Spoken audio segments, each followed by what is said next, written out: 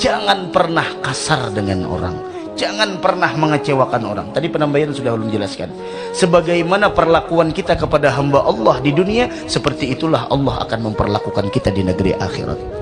Jika kita berkasih sayang dengan orang, lemah lembut dengan orang, tidak menyakiti perasaan orang lain, maka seperti itulah Allah akan memperlakukan kita.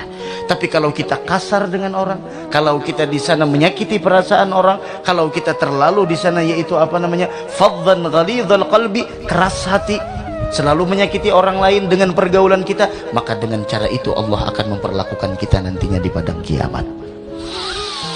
Allah, mudahan kita dapat taufik hidayah seberataan.